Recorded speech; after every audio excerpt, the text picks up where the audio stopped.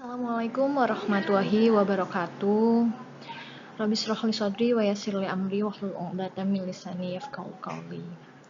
Selamat pagi, salam sejahtera untuk kita semua. Yang terhormat Bapak Dr. Ahmad Yani, MAG, beserta jajarannya. Di sini perkenalkan, nama saya Mumtaz Afrida. Saya mewakili teman-teman saya, Ibu Eha Juleha dan juga Ibu Rina Kurnia. Kami akan mempresentasikan terkait dengan hasil penelitian beserta dengan proses penelitian yang telah kami lakukan dengan judul Konseling Keluarga Berbasis Kognitif Perilaku untuk Meningkatkan Parent-Child Quality Relationship pada Ibu dan Anak Pelaku PABING di Kelurahan Kalijaga. Baiklah, kita memasuki yang ada. Jadi sebenarnya seperti ini. Awal mula kita mengangkat tema PABING ini adalah karena adanya banyak keluhan yang dirasakan oleh orang tua, tidak hanya orang tua, bahkan oleh guru-guru mengatakan bahwa kenapa ya setelah pandemi ini anak-anak itu cenderung lebih mengacuhkan orang tuanya atau gurunya dengan memilih menggunakan gawai atau menggunakan gadget mereka seperti itu. Dan hal itu pun meresahkan baik orang tua maupun guru-guru terkait dengan dampak yang dirasakan oleh mereka seperti itu. Ternyata permasalahan terkait dengan PABING ini tidak hanya terjadi setelah pandemi. Sebelumnya pun permasalahan terkait dengan PABING ini sudah dirasakan. Hanya saja intensitasnya itu tidak setinggi setelah pandemi COVID-19. Jadi, fenomena PABING ini dirasakan di Indonesia itu sejak tahun 2004 hingga 2018, di mana data Badan Pusat Statistik itu menunjukkan bahwa penggunaan telepon seluler menjadi meningkat. Bahkan pada tahun 2021 terdapat sekitar 202,6 juta pengguna internet di Indonesia.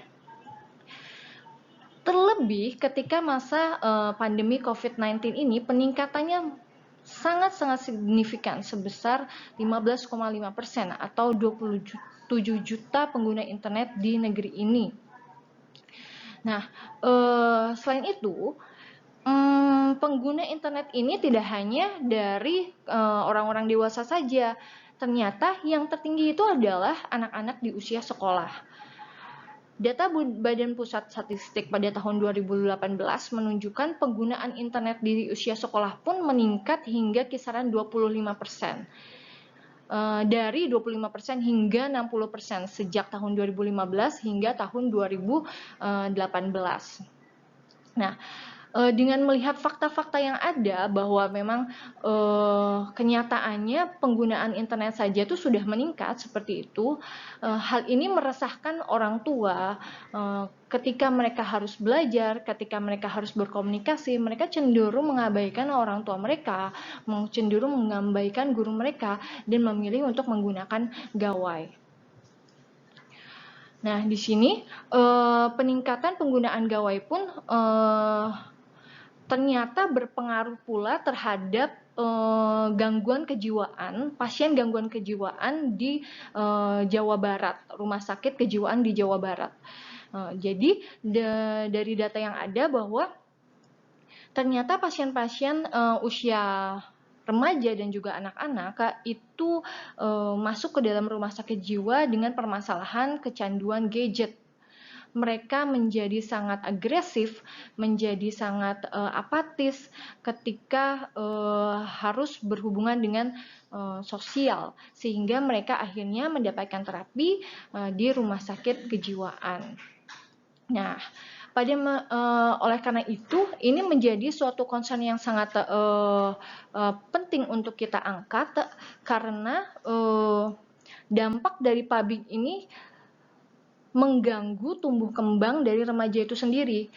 Karena sesungguhnya ketika usia-usia remaja awal hingga remaja akhir itu adalah usia-usia bagi mereka untuk menyelesaikan tugas perkembangan mereka.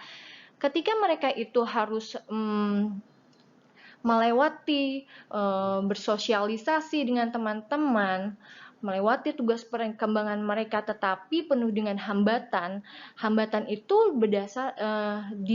didasarkan oleh diri sendiri, tercipta dari diri sendiri ketika mereka tidak mampu untuk mengontrol diri mereka, untuk menahan diri tidak menggunakan gawai atau gadget mereka, seperti itu. Alhasil, mereka pun tidak bisa mencapai tugas perkembangan mereka dan akhirnya mereka menjadi kebingungan identitas.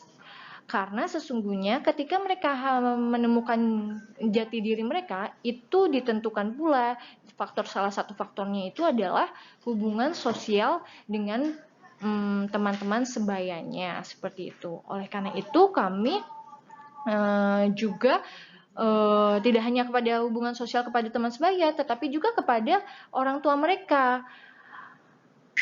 Oleh karena itu, kami mencoba untuk mengangkat permasalahan ini terkait dengan komunikasi mereka dengan orang tua, sehingga mereka pun akhirnya harapan kami, mereka mampu untuk menyelesaikan tugas perkembangan mereka dan memiliki hubungan yang baik dengan orang tua mereka, seperti itu. Kemudian selanjutnya, yaitu tujuan dari penelitian ini. Tujuan dari penelitian ini itu adalah kita ingin mengetahui bahwa bagaimana sih efektivitas dari konseling keluarga berbasis kognitif perilaku yang menjadi intervensi usungan kami terhadap pengurangan perilaku pubbing dari anak remaja tersebut. Sehingga ketika misalnya pubbing itu berkurang, otomatis akan meningkatkan parent-child quality relationship dari ibu dan anak, seperti itu. Karena mereka akhirnya berupaya untuk tidak tidak mengacuhkan, kemudian komunikasi mereka menjadi lancar, seperti itu. Selanjutnya itu adalah metode penelitiannya. Nah, metode penelitian kami menggunakan metode kuantitatif dengan kuasi eksperimen. Di sini kami menggunakan desain pre and post test control group design, di mana kami menggunakan kelompok kontrol dan juga kelompok eksperimen. Pengambilan sampel itu dengan teknik purposive sampling, di mana kita memiliki karakteristik yang diharapkan oleh kami, yaitu anak-anak remaja tentunya yang memiliki nilai pubbing yang tinggi dan parent-child quality relationship yang rendah, seperti itu. Kemudian mereka diberikan intervensi berupa konseling keluarga berbasis kognitif perilaku, yang tentunya itu akan harapannya itu tidak hanya mengubah mindset mereka yang mereka di mana mereka sangat khawatir untuk tidak atau berjauhan dengan gawai mereka, kemudian tidak mampu untuk mengontrol diri mereka, baik itu secara kognitif maupun secara perilaku, untuk tidak berdekatan dengan gawai atau tidak terus menggunakan gawai, seperti itu. Kemudian akhirnya kita memberikan selain pre-test dan juga post-test, kita akan memberikan juga psikoedukasi untuk kontrol grupnya setelah kegiatan itu selesai, seperti itu. Nah, itu metode penelitian kami. Selanjutnya juga ini adalah responden penelitiannya. Responden penelitian kami di sini pasangan ibu dan anak yang berada pada fase remaja di Kelurahan Kalijaga. Remaja dari pasangan tersebut mendapat skor pubbing yang tinggi sampai dengan sangat tinggi yang diukur dengan skala Generic Scale of Pubbing. yang telah dikembangkan oleh Cockpit Tyson dan juga Douglas pada tahun 2018 dan telah diadaptasi oleh Isrofin pada tahun 2020. Dan juga remaja ini tidak hanya memiliki tingkat pubbing yang tinggi, tetapi juga memiliki parent-child quality relationship yang diukur menggunakan skala PCQR. Nah, jadi memang pada penelitian ini kita itu menggunakan variabelnya itu ada 3, yaitu konseling keluarga berbasis kognitif perilaku dan juga pubbing, juga parent quality relationship. Hubungannya adalah ketika memang konseling keluarga itu mampu untuk menurunkan pubbing mereka atau perilaku mereka untuk mengacuhkan orang tua mereka, otomatis itu akan meningkatkan hubungan komunikasi mereka sehingga kualitas hubungan orang tua dan anak pun semakin meningkat seperti itu. Nah, di sini hasil penelitiannya. Hasil penelitian dari penelitian kami adalah seperti ini. Yang pertama bahwa memang konseling keluarga berbasis kognitif perilaku mampu meningkatkan parent-child quality relationship dan juga mampu untuk menurunkan perilaku pubbing pada kelompok eksperimennya. Nah, di sini terlihat dari uji Mann-Whitney, uji beda antara kelompok kontrol dan juga kelompok eksperimen dengan signifikansi kurang dari 0,05 yaitu 0,018. Begitu juga dengan